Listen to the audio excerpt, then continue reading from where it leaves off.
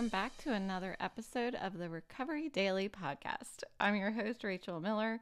I'm a stroke survivor and a grateful recovering alcoholic. Today, I'm going to dive a bit deeper into the importance of practicing humility because you didn't get enough yesterday, and letting go of arrogance specifically. So it's a really long process of self-discovery to start practicing humility. It's not a decision. It started with a decision that my life was unmanageable when I entered sobriety, but just switching from arrogance to humility was not something that's just a decision. I didn't think one day I'm an arrogant biatch and I should change that.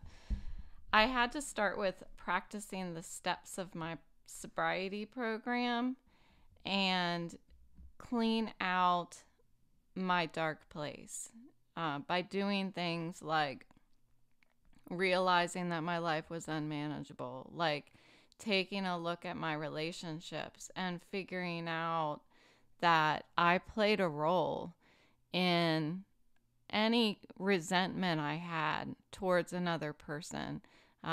It doesn't happen. It's not a one side of the street kind of thing. What? That doesn't even make sense. It's not like a one person carries the whole relationship, like we both play a part. So I had to recognize my part and clean my side of the street. So that's where it all starts. And going through these steps of my program allowed me to start cleaning up my dark place and looking at what's happening underneath. Understanding why behind my behavior and my attitude towards others. That is stinking thinking. And I've done a whole episode on stinking thinking, so go back and check that out. So for the longest time, and sometimes I feel like I still do it, I feel like I have to have the answer to everything. If somebody asks a question, I feel like I have to have an answer. And I think it runs in the family a little bit. I feel like my brother and I both have this quality, but I think it's a little bit, it can be an asset. I think it has helped me be a leader in my career, but it can also in my relationships come across as arrogance. And I'm sure that it has to people in my life in the past. And so I know now that rather than pontificating for an hour to dig into the answer in my brain file system, that I can say, I'm allowed to, and I shouldn't be shameful to say, I don't know. I don't know the answer. And sometimes I even subconsciously choose to say, and I hear it after I say it, if somebody asks a question, instead of saying, I don't know, I'll say, I don't remember. Or I'll say, that rings a bell, but remind me, I can't, it's like I have this block against saying, I don't know. I never did know, and I can't figure it out. Those types of answers. To not know the answer to something is not something to be ashamed of. And I always felt like stupid. I didn't ever want to come across as stupid. And this has been a battle my whole life. I even remember when I was in high school, I was a senior, and I was taking calculus, and when I got into calculus, that's when math started. So I was a math major and I went up to like calculus 5. And it was when I started my journey in calculus that math became a group thing, not an individual thing. You know, you're not just sent home to do your homework and then you come back and turn in the paperwork. It became a discussion. It became we would, even in college, we would get problems to solve. And it was like we had one problem to solve and we had a week to do it. Like, that's how difficult it was. And we needed to band together to try to figure it out. And so I remember in high school, this guy said to me, we were in a group discussion about a problem, and I probably was trying to contribute because I didn't have to be perfect. I thought I didn't have to have the answers and that we were contributing and trying to figure it out together. But apparently what I said was stupid.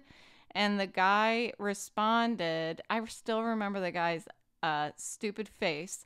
And he said, why don't you stick to punching numbers in the calculator? That's what you do best. And it was terrible. And, you know, in that same class, towards the end of the year, our teacher was asking about like what are our plans for college and stuff, and for us to think about it. Well, after class, I told him that I wanted to be a math major, and he told me that I wouldn't be able to do it. He said that I would not be able to do it. And joke's on him because I did it. I don't know if the guy is even still living now, but it's terrible. That's terrible. So no wonder I have this thing about feeling stupid. And, you know, this is a great example, come to think of it, of how my experiences led me to the point where I behave in a certain way. That I have a adverse reaction to somebody saying something like, you know how I've mentioned this before, when somebody says, do you know XYZ? And you say, no. And they say, you don't know XYZ? And I'm like, no. And I just immediately get angry when somebody says that, because there's only one reason for somebody to respond that way, and that's to make you feel stupid. And I just have a terrible view of that, of people responding to me that way. So people, anyone who I've been arrogant to, there's a reason why, you know? And think about that when you run across people who are behaving a certain way. That it's our experiences that lead us to behave these ways, you know, and say the things that we say and act the way that we act. I don't believe that when people are come across as arrogant, that they necessarily are bad people or you know, have their head up their ass or anything like that. There's a reason why they're acting that way. And that's what I wanted to talk about. So by accepting that I don't have to have all the answers, you know, I don't even have a lot of answers, much less all the answers. But by accepting that, I'm opening myself up to growth. And I'm going to challenge you with the concept that arrogance is, in essence, a form of self-criticism. Arrogance is an insecurity wearing a mask of confidence and pride. For me, I see it as somebody wearing a cape that makes them feel invincible, like they've got it all figured out. It's really a resistance to accepting our flaws and limitations. To me, arrogance is a declaration that I have done a self-evaluation and there are negative personality traits that don't align with the identity I want to portray to the world. So I'm going to put on my mask and I'm going to put on my cape, and you'll never see who I really am. How can you build and nurture relationships when you're always wearing a costume of arrogance? I use the pause and I use step 10 in my sobriety program to try to be more aware of when I'm being arrogant and why. And it definitely feels icky when I see that I am in the process of being an arrogant biatch to someone, or that I look back and see that I have been, that I have said something that didn't come across. If I put myself in the other person's shoes, how did I come across to them? And sometimes I feel icky that I, it happened again. That's kind of what I think in my head. But when I take the time to get uncomfortable and look at my arrogance, I've begun to know what it feels like when I'm about to speak out of my ass. Sorry. And I'm realizing with practice that I'm okay with stuff that I'm not good at. And I'm okay with making mistakes. And with that acceptance, I'm hopeful and willing to grow. I'm actually happy about the things that I've experienced in my life. I'm actually happy. I never thought I'd say this about the adversities that I have faced.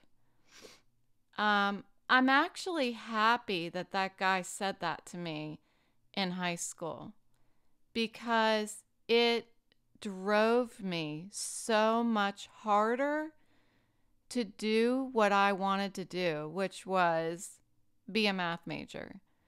I don't know if I was a math major to spite my teacher and that guy. Maybe I was, but it felt pretty damn good to do it. I mean, I liked it. I liked math, or I never would have been trying to advance in it. I was good at it. And maybe there were people that were better than me, but I was good at it. And I didn't have to be the best at it. And I think I kept trying to be the best at it. When I was in college, I realized that, I guess I didn't have to wait until college. When I was in middle school, I realized I wasn't the best at it. But I really wanted to be good at it. And I wanted to be better at it each year. And so that's why I kept taking advanced classes. In 7th grade, I was put in an advanced math class. And that felt so good to me that I kept pursuing math ever since then. So I'm happy that I faced those sort of internal struggles when I was younger, because I really think that it pushed me into working harder to do what I wanted to do.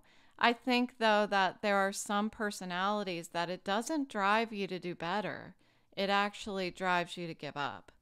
I'm happy. Get this. I'm happy that I have to battle the disease of alcoholism every day, because the battle has accelerated my life's journey towards acceptance, love, and understanding of myself and of others. Alcoholism, I've been thinking about this a lot over the past, the past year, really, is that alcoholism seemed like it was the long way around to learning and growing. Like it was the hard way. But I'm just beginning to think that this has been the fast track to prepare me for my stroke recovery. It was like, okay, you're going to have this stroke in 7 years. We need to prepare you for it. So let's put this challenge in front of you. And I often wonder how long it would have taken me, if ever, to reach this point of self discovery that I'm at right now without the challenges that I've gotten to face. Being an alcoholic in recovery and a stroke survivor has been an invitation to cultivating self-love that I really never felt. To end the decades of self-criticism and grow with humility into my best self now, which is, of course, Rachel version 3.0. And with that, I'm going to wrap it up for today. And here's some exciting goings ons. So pop over to Facebook and follow me, Rachel Miller Recovery Daily, and watch what is the Recovery Daily. Excuse me, the Recovery Daily fashion show. So this is what I'm doing. I had an episode about a shopping spree, my creative shopping spree that I went on with my niece and her friend. And what happened, summary, I sat in the dressing room while they ran out and found me all of these comfortable clothes. I had a couple requirements. I needed to be able to sit Indian style because I'm always sitting with my legs all squished up into my body. I needed to be able to, what were some other things? My mind just went blank. So I needed to be comfortable, stylish, indoor, outdoor. I need to be able to sit around, but also be able to go to the dentist. I don't know why the dentist was the example that we talked about. So what I'm doing now is, because I had people ask me, let's have a fashion show. Like, let's see pictures of your new outfits. And for those of you who have known me for the past 10 years, you know that I am super into fashion, and that I used to go to work every day. I used to Google my outfits. So I would go onto Google and I would type in like work outfit with khaki pants. Like, so say I would pick one piece of my clothing that I had, and I would Google an outfit, like an outfit with khaki pants, and I would look at all the pictures that came up, and I would match an outfit based on the clothes that I have in my closet. And that's what I would do to go to work every day. It was so fun. And I also have a color wheel. So I would match the colors that, there's a whole science to matching colors. People have a career out of this, and so that's how I'd make my outfits. So when somebody would say, "Oh, I love your outfit today," I would say, "Thanks, I Googled it." And so those dear and close to me know that this was my thing that I always did. So because people are asking me to see my outfits for my shopping spree, I decided I'm going to start the Recovery Daily fashion show. And so what it's going to be is a picture of my outfit for the day and the activity that I'm doing. So it's going to be it's going to be sober, stroke survivor friendly, So like I'm either sewing or baking or walking my dog or doing yoga, whatever. So it's going to be sober, stroke survivor friendly. And so I will show a picture of the outfit, and I will show what activity I am doing for the day. So it'll be fun. I don't know. I was feeling a little like, ooh, I don't know if I want to post pictures of like, I don't want to be what? Arrogant and post pictures of myself every day. But I thought, it might be if I put this twist on, this is how you can have fun as a sober stroke survivor on disability with a vision impairment. Yeah, that's where it's at. That's where it's at. We're going viral, people. So go over to Facebook, follow me, connect with me, whatever you do on Facebook, and stay tuned. So I'm gonna try to post it daily. My outfit. We'll see how it goes. If people start getting irritated with me, I don't know. I'm gonna keep posting it. Who cares? Okay. So thanks for listening today, and I'll talk to you tomorrow.